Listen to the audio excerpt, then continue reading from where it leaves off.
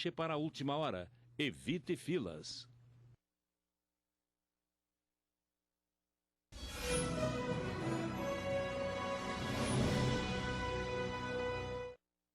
Uma resolução do Conselho Federal de Farmácia, publicada na semana passada, tem gerado polêmica. Agora, os farmacêuticos podem receitar alguns remédios ali mesmo, no balcão da farmácia.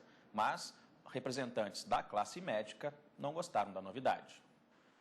A medida entrou em vigor no Dia Internacional do Farmacêutico e é vista pelos profissionais da área como uma mudança importante para a valorização da profissão. Ficou muito bom para a gente, vai valorizar um pouco mais a classe farmacêutica, né? Porque para o paciente, qualquer pessoa que atende a receita dele é farmacêutico, mas vai dar um brilho maior para a nossa profissão. A nova regra, publicada pelo Conselho Federal de Farmácia, permite que os medicamentos que não precisam de prescrição médica sejam receitados pelo farmacêutico, reforçando assim o papel do profissional nos cuidados à saúde do paciente. A razão maior, ela reside no fato de o Conselho estar preocupado em oferecer condições que garantam uma maior segurança para o paciente no que se refere ao uso de medicamentos. Então, essa segurança, ela não necessariamente virá a ser dada pela prescrição em si.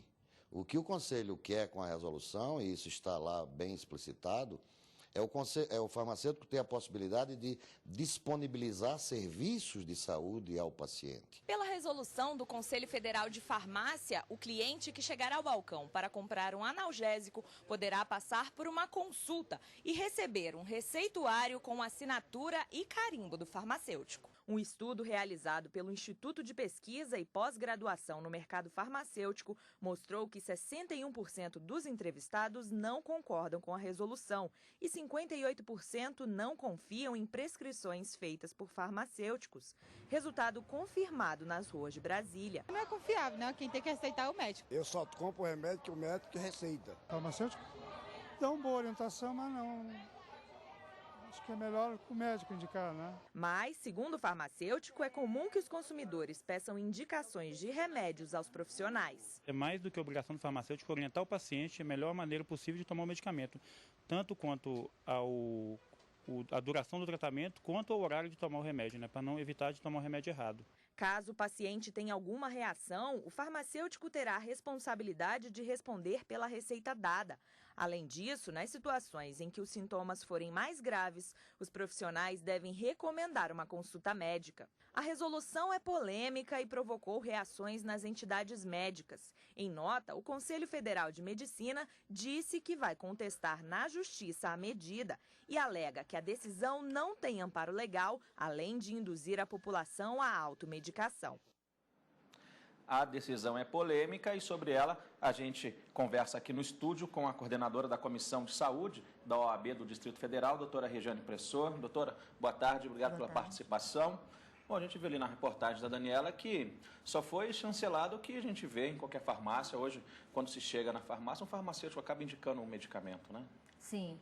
Bom, em termos jurídicos, o que o Conselho realizou foi um ato atribuindo uma competência aos farmacêuticos que não era anteriormente contemplado na legislação.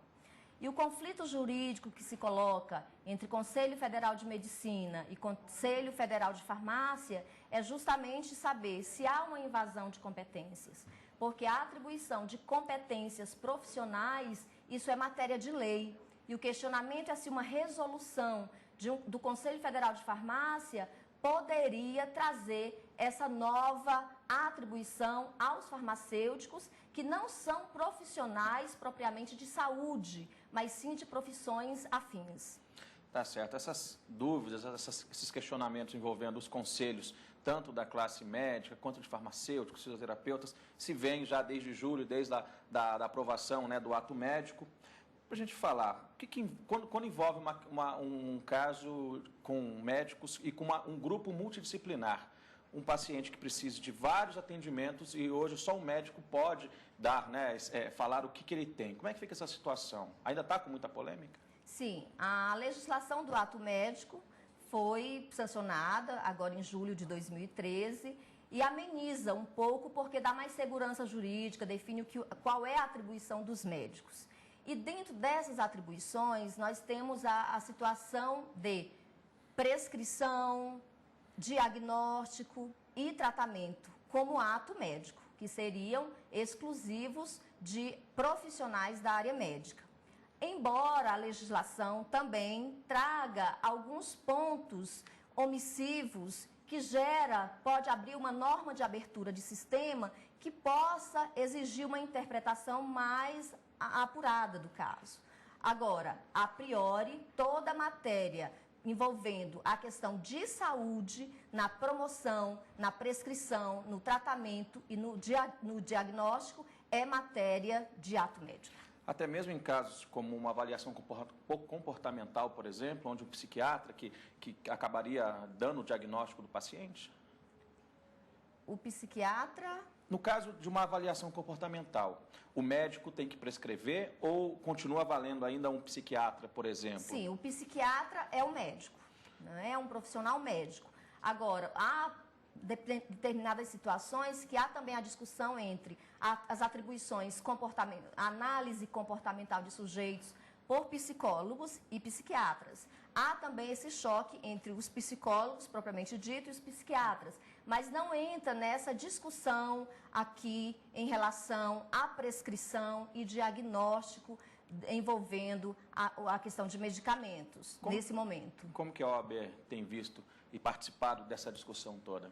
Bom, nós da Comissão de Direitos Humanos da OAB, nós somos pró-sociedade, ou seja, nós estamos vigilantes a respeito da concretização dos direitos humanos envolvendo a saúde.